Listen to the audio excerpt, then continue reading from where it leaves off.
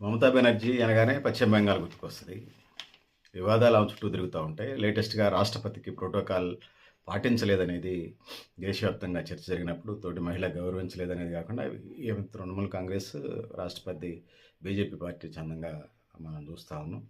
So, అక్కడ ఉన్నటువంటి sir అనే పేరుతోని ఓటర్ల తొలగింపుకు సంబంధించి BJP versus Mamata Banerjee cold war పెద్ద ఎత్తున జరుగుతూ ఉంది. సో, ఇండియా కూటమి నుంచి లేకపోతే ఇండిపెండెంట్గా మనకి మమతా బెనర్జీ మనకి కనిపిస్తూ ఉంటుంది. ఎన్డీఏ కూటమి తరపున ఏదైతే ఉందో బీజేపీ మనకి కనిపిస్తూ ఉంటుంది. సో, ఇప్పుడు ప్రధానంగా పశ్చిమ బెంగాల్ ఎన్నికల ఎజెండాలో మమతా బెనర్జీ గురించి రోజు రాయని రోజే ఉండట్లా. అది మీడియా కానీ, లేకపోతే ప్రింట్ మీడియా కానీ, ఎలక్ట్రానిక్ మీడియా ఇవన్నీ మనం చూస్తూ ఉన్నాం. సో, సర్ అనేదంటే ఎన్నికలకు సంబంధించి బయట ఆఫ్ఘనిస్తాన్, బంగ్లాదేశీయులు, ఇతర దేశస్తులు అక్కడ వెస్ట్ బెంగాల్ వచ్చి ఉంటున్నారు అనేది మనకి ప్రధానమైనటువంటి ఆరోపణ కనపడుతుంది. దాన్ని సమర్థించడం కోసం మమతా బెనర్జీ ట్రై చేస్తుందని, దాంతో పాటు ఇతర దేశస్తులను సపోర్ట్ చేస్తుంది. ఆ ఓట్లతోనే ముస్లిం మైనార్టీలతో ఓట్లతోనే మమతా బెనర్జీ గెలుస్తున్న టార్గెట్గా ఉంది. ఈ దేశం ఈ దేశీయులదే, ఈ దేశానికి చెందిన వాళ్ళదని చెప్పేసి ఎన్డీఏ కూటమి తరఫున బీజేపీ పెద్ద ఎత్తున నిలదీస్తున్న పరిస్థితిని మనం చూస్తూ ఉన్నాం. సో, ఈ క్రమంలో మొన్నదాకా ఫ్రెండ్షిప్లో ఉన్నటువంటి మమతా బెనర్జీ ఎన్డీఏ కూటమిలో ఈ మధ్యకాలంలో గ్యాప్ వచ్చి ఇండియా కూటమి వైపు వచ్చిన పరిస్థితి మనం చూస్తున్నాం. సో, ఎవరు ప్రభుత్వాలను ఎవరు తాకట్టు పెట్టడానికి సిద్ధంగా ఉంటారు. అందుకోసం బీజేపీ కూడా వామపక్షాలు వెస్ట్ బెంగాల్ 36 ఏళ్ళు, 40 ఏళ్ళు, 50 ఏళ్ళు పరిపాలన తర్వాత బలహీనపడటం, 6% ఓటుకు పడిపోవటం, ఏదో శాఖలు ఉంటే ఉండొచ్చు. వామపక్షాలు చెప్పే కారణాలు గవర్నమెంట్ ఉపాధ్యాయులు ఆయా జిల్లాల కార్యదర్శులుగా ఉన్నారని ఒక విమర్శ పడుతుంది. ప్రధానంగా నాన్ వామపక్షాల నుంచి వినపడుతుంది అంటే 5 కులాలు 10 కులాలు తప్ప మిగతా కులాలకి, కింది కులాలకి పార్టీ పరంగా, ఉద్యమాల పరంగా లేకపోతే నాయకత్వ స్థానం ఇవ్వలేదనేది ప్రధానమైన ఆరోపణ కనపడుతుంది వెస్ట్ బెంగాల్.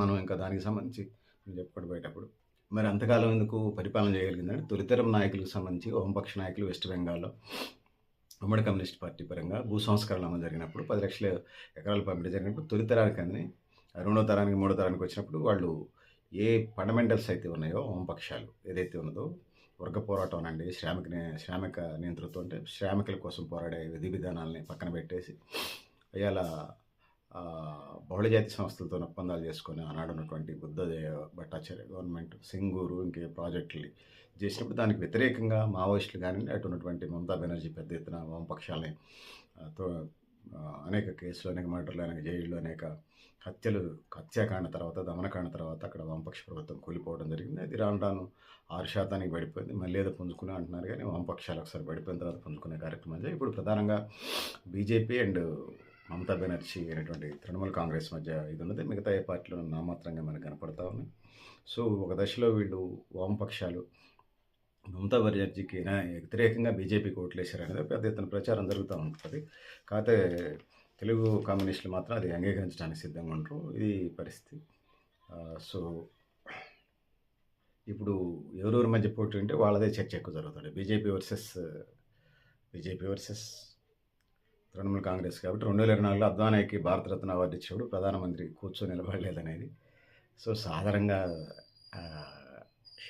షార్ట్ వీడియోని రిలీజ్ చేశారు కానీ ఫుల్ లెంత్ వీడియో అద్వానీని కలిశాడు, ఆయన గౌరవించారు, ఆయన పాదాభివందనం చేసి నమస్కారం చేశాడు.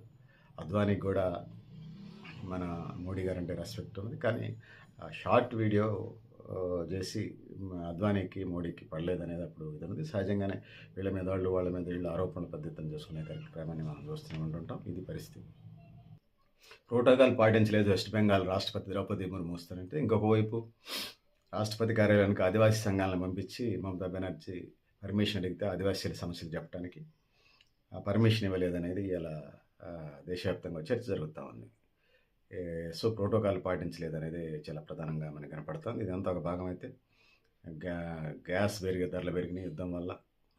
సో, కేంద్ర ఎన్నికల కమిషన్ జ్ఞానేశ్వర్ కుమార్ ఆయన అధికార పార్టీకి ఎన్డీఏకి అనుకూలంగా ఉండడం అనేది ఒక ప్రచారం జరుగుతుంది. అది అట్లుంటే తమిళనాడులో కూడా స్టాలిన్ ఇబ్బందులు పెట్టే కార్యక్రమం ఎన్ రవిని బెంగాల్ గవర్నర్గా పంపించే కార్యక్రమాలు మరి ఎటువైపు జరగాలి. సో, ముఖ్యంగా కేంద్ర ప్రభుత్వానికి సంబంధించినటువంటి ప్రభుత్వ రంగానికి సంబంధించినటువంటి అడ్మినిస్ట్రేషన్, ఎలక్షన్ కమిషన్ ఈ విభాగాలన్నీ ఈడీ, సిబిఐలు ఇవన్నీ ఎవరు అధికారంలో ఉంటే వాళ్ళకి తానా తందాన బాండ్ మేళ బ్యాచ్ లాగా తయారైంది తప్పితే మరొకటి కాదు. సో ప్రధానంగా వెస్ట్ బెంగాల్‌లో తృణమూల్ కాంగ్రెస్ వర్సెస్ బీజేపీ కనిపిస్తా ఉంది. ఏమైనా మిరాకిల్స్ జరిగితే తప్ప మమతా బెనర్జీ గెలిచే పరిస్థితి కనపడతా ఉంది. మిరాకిల్స్ జరిగితే బీజేపీ కూడా గెలవచ్చు. సిపిఎం, ఇతర వామపక్ష పార్టీలు 6%కి 100కి 6% ఓట్లు పడిపోయినాయి. అవి ఇప్పటికిప్పుడు కోరుకుంటానేమో అని చెప్పలేం. 2035 2050 2090 దేవుడి కరక అది పరిస్థితి. ఉంటాయి పార్టీలు, ఏ పార్టీ నామరూపాలు లేకుండా పోదు. ఒక వ్యక్తి బతుకున్నంత కాలం ఆ పార్టీలో ఉంటాడు చాలామంది. సో అట్లనే ఏ పార్టీ నామరూపాలు లేకుండా పోయిందంటే నాజీలు పోయినా కూడా వాళ్ళ వారసులు ఎవరు ఉంటారు. ముసలోళ్ళు ఎవరు ఉంటే నాజీ పార్టీ అనేటోళ్ళు. సో నేను ఏదో మధ్యకాలంలో ఒక ఇంటర్వ్యూ చేశాను. సో అందుకోసం ఎవరిని ఎక్కువ ఎవరిని తక్కువ అనకూడదు. నామరూపాలు లేకుండా పోగానే ఉంటాయి. కాకపోతే ప్రజల్ని లీడ్ చేయగలిగే కెపాసిటీస్లో ఉండవు. ఇక వెస్ట్ బెంగాల్ ఎన్నికలకు సంబంధించి వచ్చినప్పుడు మనం ప్రధానంగా చెప్పదలుచుకుంటే తృణమూల్ కాంగ్రెస్ వర్సెస్ బీజేపీ మనకి కనపడతా ఉంది. రాజకీయ పొందికలు ఏం జరుగుతాయో చూద్దాం.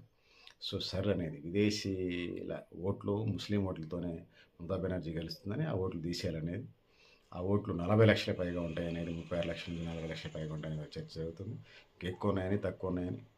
సో అవి తీసేయాలని బీజేపీ, ఉంచాలే వాళ్ళ స్థానికులే, వాళ్ళ తాతలు ముత్తాతలు ఎక్కడ పుట్టి పెరిగిన ఉన్నట్లు అనేది సరిహద్దు రాష్ట్రాలకు సంబంధించి ఈ సమస్య అనేది. ఇంకొక వైపు వాళ్ళు బీజేపీ అధికారంలో ఉన్నటువంటి ప్రాంతాలు ఇది అమలు చేయట్లేదు, కానీ నాన్ బీజేపీ అధికారంలో ఉన్న చోట, బీజేపీ వ్యతిరేక శక్తులు అధికారంలో ఉన్న చోట ఇట్లాంటి కార్యక్రమాలు జరుగుతున్నాయి. పెద్ద ఎత్తున కార్యక్రమం జరుగుతుంది. ముఖ్యంగా ఆర్ఎస్ఎస్ని మనం బీజేపీని ఎజెండాని మనం తీసుకున్నప్పుడు పూర్వం వీళ్ళంతా కూడా భారతదేశంలో ఉన్న అన్ని మతాల వాళ్ళు హిందువులే కాబట్టి అటువైపే వెళ్ళాలనే ఎజెండాలో ఆర్ఎస్ఎస్ వాళ్ళు వెళ్తున్నారు. సో దాని మాతృ సంస్థ కాబట్టి ఇది పరిస్థితి. పెద్దలారా, మిత్రులారా, సో మీరు కూడా మీ అభిప్రాయాలు కామెంట్ బాక్స్ రాయడం తెలియజేస్తూ, నేను గరిడేపల్లి సత్యనారాయణ, న్యూలక్ష ఆర్గనైజేషన్.